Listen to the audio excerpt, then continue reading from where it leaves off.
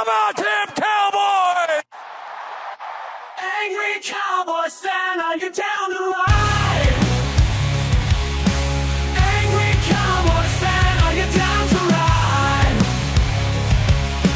Drop a like on the video, go ahead and subscribe. What's going on, Cowboys Nation and angry Cowboys fans around the world? Y'all know who it is. It's your man, the Angry Cowboys Fan. And as I was working on this week's episode of the Angry Cowboys Fan Podcast, I came across a video that would make for a great segment into a topic that I was going to cover on said podcast. I figured, what the hell, Cowboys Nation? Let's go ahead and make a video about it. If you want more of an in-depth perspective about the situation, make sure you tune into the Angry Cowboys Fan Podcast when I drop the video. But anyhow, on Good Morning Football, the crew was debating position top 10 list, and the top 10 quarterbacks list came about. And you know the question that they had for the panel, right? If Dak Prescott was indeed a top 10 quarterback. So let's take a listen to the 3 clips that I got for y'all, and y'all know what we're gonna do. We're gonna come back and unpack this raw and uncut. So, Angry Cowboys fans, let's take a listen to the first clip from Good Morning Football. I think he just misses out. And here I'm going to list them for you guys, right? And this is no particular order. It's just a category, right? And they put them in order here, so don't hold me to this. But we got Mahomes, Allen, Lamar Jackson, clearly, right? Burrow. That's an upper echelon right there. Yeah. Then you got to put Hurts up there, right, with what he's done in the playoffs. Whatever you think about him or not, Jalen Hurts is winning Super Bowls. Matthew Stafford's still elite, in my opinion. Thank you. Jaden Daniels is the future of this league, guys. He is legit. So that is my top 7 quarterbacks. Dak is not touching that top 7. I think we can all agree with that. All right, now I have a next range here. Jared Goff, right? I think he's a really good quarterback. Baker Mayfield, I think he's not going anywhere. Brock Purdy, I played with them. Brock Purdy's a winner. Justin Herbert, we know his potential's through the roof. And Jordan Love, right? And Dak is somewhere in there. Is he in the top 3 of the next 5 I'm missing out there? I don't know, but I think that's why he missed out that top 10. He's not in that top 7. He's in that next, Jared Goff, Baker, Justin Herbert category. And I think we will take those guys over Dak right now with the injuries recently. And it's not all Dak's fault. The system still goes through Dak. Since they haven't had a running game in the last couple of years, Dallas's offense goes through Dak. But what Dak is missing is a plethora of wide receivers. He doesn't have Michael Gallup anymore. He doesn't have Amari Cooper along with CeeDee Lamb. He just has CeeDee Lamb. He doesn't have the prime Ezekiel Elliott anymore. He does not have that running game that he had when he had Tony Pollard and Ezekiel Elliott. So he doesn't have the running game. That offensive line is older than it has been in the years past when he had a dominant offensive line. And he does not have those receivers. So all those reasons with the injuries is why Dak is out the top 10 for me. You know, Cowboys Nation, Jaden Daniels in the top 7 for this guy, for Logan Ryan. He's in the top 7. If I remember correctly, last year, C.J. Stroud was in that exact same position. He's not even on that list now. It's his second year. Let's just wait for Jaden Daniels' second year to see what he is truly about, if he can lead the Washington Commanders to another NFC East championship. But anyway, Logan Ryan had some pretty good reasons as to why Dak Prescott just misses out on the top 10 quarterback list. According to his list, Dak Prescott crawls within the top 12, a fringe top 10 quarterback, something that I have gone on record to also say. Also, if you pay attention to some of the things that he named as contributing factors as to why he is not a top 10 quarterback, you will understand that the number of those things are out of his control. Hadn't had a running game, out of his control. The offense needing a plethora of wide receivers, out of his control. The offensive line is older, even though you just had 2 rookies and 1 lineman come up on his first deal after his rookie deal. So the line is older, Cowboys Nation? I don't know about that. But anyhow, there's a lot of things that factor into a quarterback's play that is out of the quarterback's hands himself.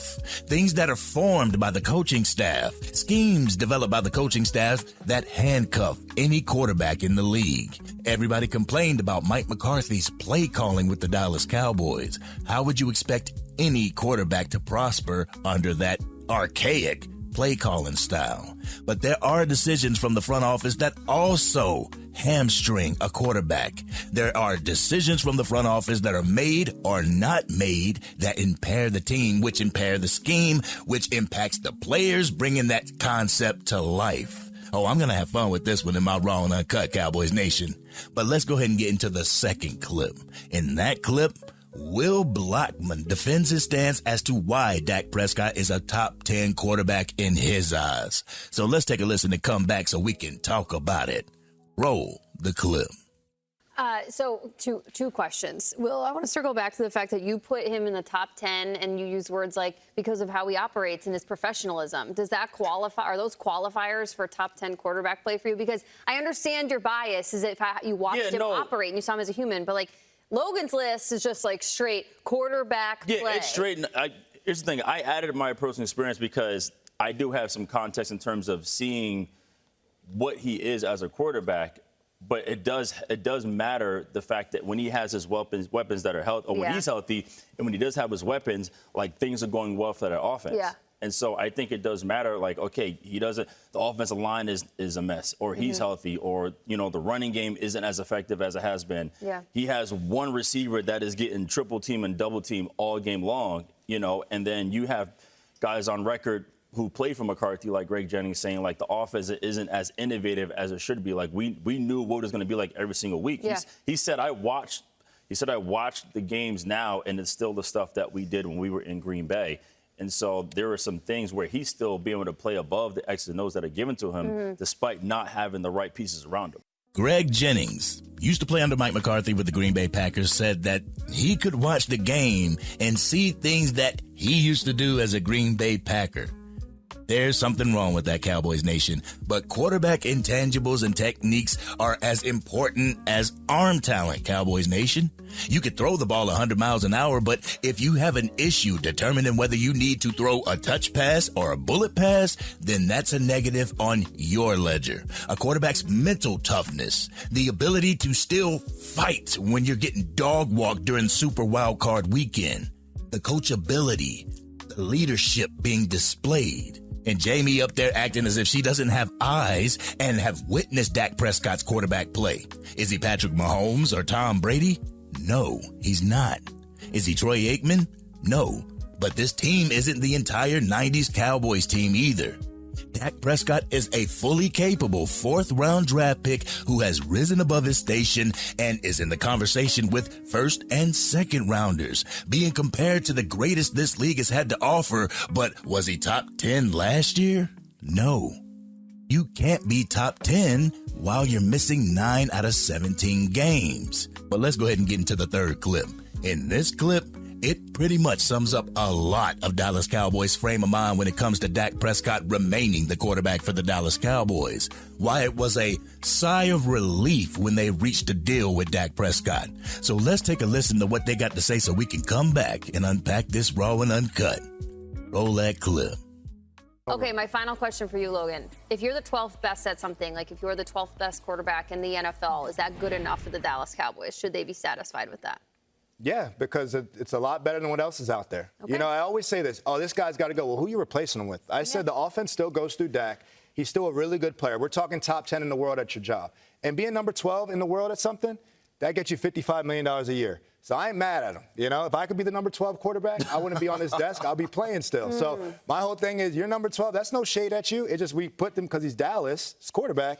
You don't got to be top 10. He's just not top 10. He's coming off an injury. He's coming off some down years. Yes, the talent's around him. But because of those reasons and the lack of playoff performance, that's why he's not my top 10. You and Jason McCourty must have gone to the same business school of football because I used to bicker with him about personnel decisions of different teams in the league. And he would always say to me, well, who are you going to replace him with? And I want to throw my cup of coffee at him. And it's so infuriating it's the truth, because I always think there's something better if you're not satisfied. But that's just a fan's perspective. Guys.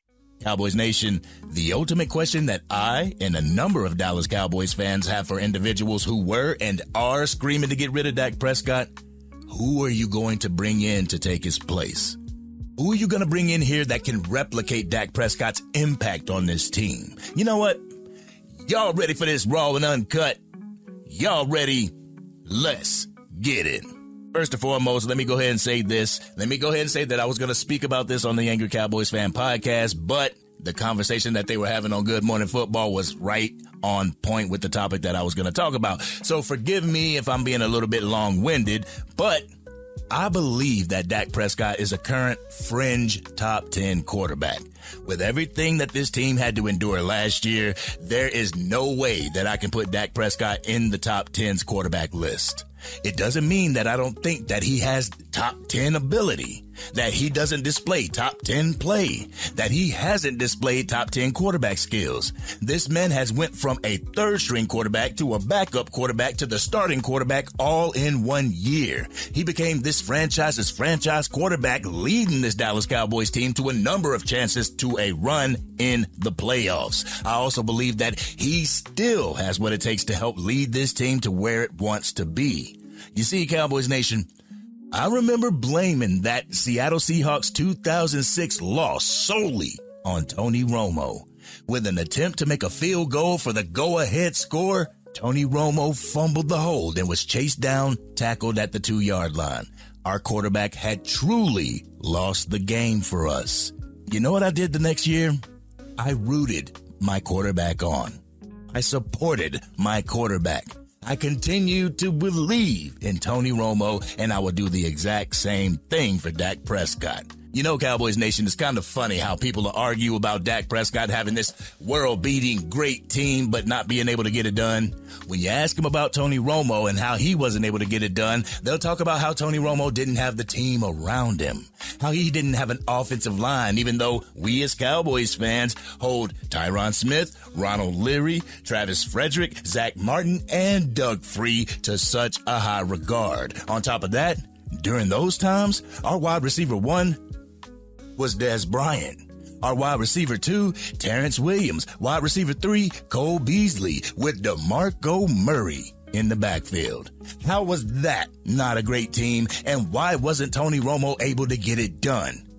Because there are things outside of these players' control.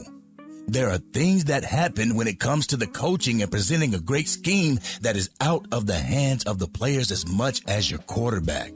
Now, does that exonerate the players from any accountability?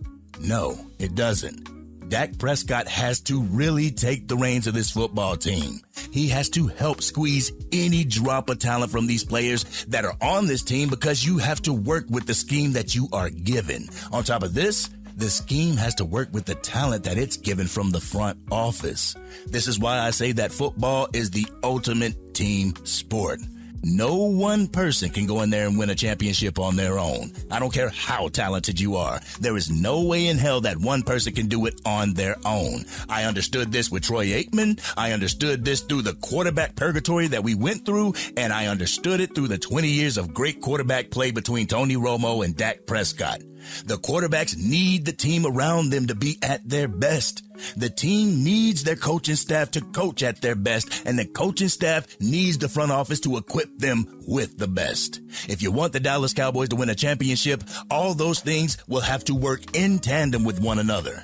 If the front office lacks in free agency, it's going to limit your coaching staff scheme. When your coaching staff scheme is either outdated or not innovative, it's going to make your team look outdated and not innovative. If you don't equip the team with good to great talent, then that puts all the pressure on your playmakers to work double time to try and win in spite of, Cowboys Nation. You don't want your team to have to win in spite of. Don't you think it's about time that these players stop having to play and win in spite of their coaching staff or front office, Cowboys Nation? Also, people get the meaning of what it means to be an elite quarterback in the game of football all wrong. I don't know if it's just the Dallas Cowboys fans, but why does the weight of the entire franchise exist solely on the quarterback's shoulders? I mean, I understand that he touches the ball on every single play. I understand that he's the one that distributes the ball on every single play. He has to be pinpoint accurate with his passes, and he has to make sure he doesn't put the team in danger.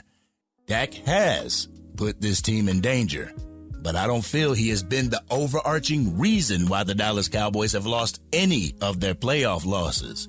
I mean, I gave you the example as to why I felt Tony Romo was the reason for the loss for the Seattle Seahawks during 2006.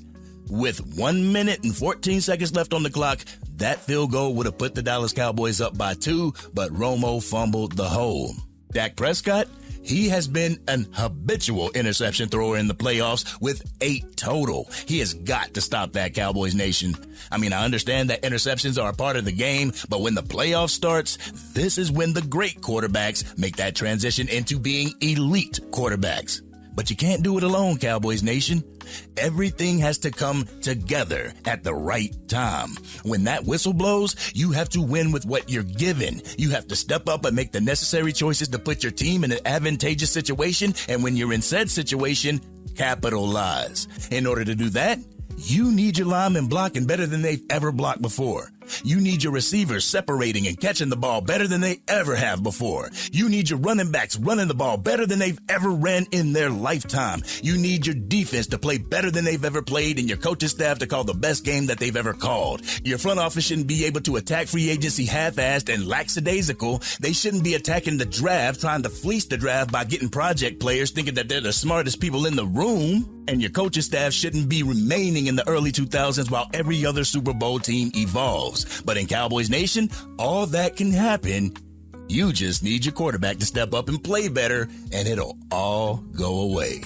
But this has been your man, the Angry Cowboys Fan. I could continue with this conversation for another 30 minutes, but I need to cut the video short. What do you feel about the topic of this video? Do you think that Dak Prescott is still a top 10 quarterback in this league? Y'all know how we do it. We always talk about it in the comment section. But if you're digging the content and want to help get it out to even more Dallas Cowboys fans, drop a like on this video and share it with anybody that you know is a Dallas Cowboys fan. We are on the goal to 10K, and I need your help to do it. If you are DC for life and you believe that with a great team, Dak Prescott can help lead us to a Super Bowl championship, hit that subscribe button. Hit the bell to be notified whenever I go live, release a video, podcast episode, film breakdown, draft coverage, or Madden 25 or College Football 25 gameplay. I am not the type to blame our entire drought on 2 players, Tony Romo and Dak Prescott. There are a number of things that go into crafting a Super Bowl winning team. Some of those things are completely out of the control of the quarterback. But this has been your man, the Angry Cowboys Fan. And I'm out.